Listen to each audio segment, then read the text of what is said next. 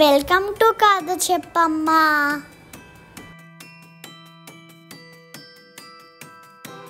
పిల్లకోతికి చక్కగా ముస్తాబవడం అంటే చాలా ఇష్టం. అయితే ఓ రోజు పిల్లకోతికి ఒక అద్దం దొరికింది. ఇక అప్పటి నుండి పని పాట మానేసి అద్దం ముందు కూర్చొని ముస్తాబవడంతోనే సరిపోతుంది. ఒకరోజు పిల్లకోతి ముద్దుగా ముస్తాబై అడవంతా తిరిగింది. అందరూ తనను చూడాలని, తన అందాన్ని మెచ్చుకోవాలని ఎంతో ఆశపడింది.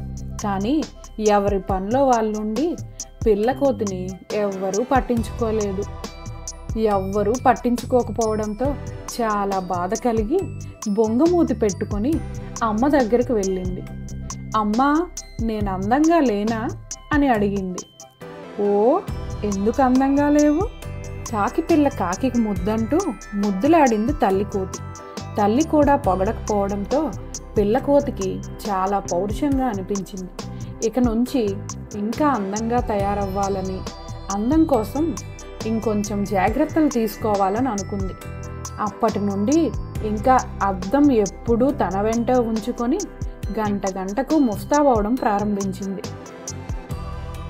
ఒకరోజు ఒక కుందేళ్ల గుంపును నక్క ఒకటి తరుముకుంటూ వెళ్ళడం పిల్లకోతి చూసింది. పాపం కుందేళ్ళు, ఎలా అయినా వాటిని రక్షించాలని అనుకుంది. నక్కకి ఎదురెళ్ళి, నక్కబావా, ఏమిటి నీ దౌర్జన్యం? ఎందుకు పాపం ఆ చిన్న కుందేళ్ళని చంపాలనుకుంటున్నావు అని అడిగింది. ఏ పిల్లకోతి, పక్కకు తప్పుకో, నాకు అడ్డు వచ్చావంటే నీ డొక్క చించి డోలు కడతాను, జాగ్రత్త అని నక్క హెచ్చరించింది. పిల్లకోతికి టక్కున ఒక ఆలోచన వచ్చింది. ఏ నక్క బావా, నన్ను చంపే శక్తి నీకెక్కడిది?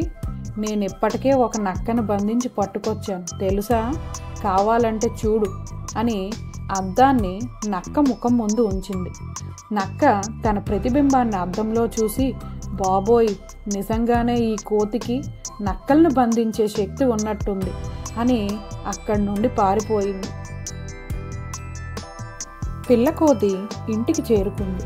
ఎదురు చూస్తున్న తల్లి కోతి పిల్లను అక్కున చేర్చుకొని ముద్దులాడి, తల్లి, నువ్వు ఈరోజు చాలా అందంగా కనిపిస్తున్నావు అని మెచ్చుకుంది. పిల్లకోతికి చాలా ఆశ్చర్యంగా, సంతోషంగా అనిపించింది.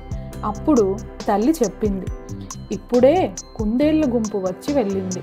నువ్వు ఎంతో తెలివిగా, ధైర్యంగా వాటి ప్రాణాలు రక్షించావని, నీకు కృతజ్ఞతలు చెప్పమని చెప్పాయి. ఇప్పుడు నీలో నాకు నిజమైన అందం కనిపిస్తుంది. రోజంతా సమయం వృధా చేసుకొని పొందే అందం కన్నా ఎదుట వాళ్ళకి సహాయం చేయడంలో ఉన్న ఆనందమే గొప్పవి అని పిల్లకోతిని ముద్దులతో ముంచెత్తింది తల్లి. నిజమైన అందం అంటే ఏంటో అర్థమైన పిల్లకోతి అద్దాన్ని మూలపడేసింది ఆనందంగా. చూసారా పిల్లలు, బయటకు కనిపించే అందం కంటే మంచి పనులు మనల్ని అందంగా చూపిస్తాయి. కాబట్టి ఆపదలో ఉన్న వాళ్ళకి సహాయం చేయడం మనం ఇప్పటి నుండే అలవాటు చేసుకోవాలి. Thanks for watching.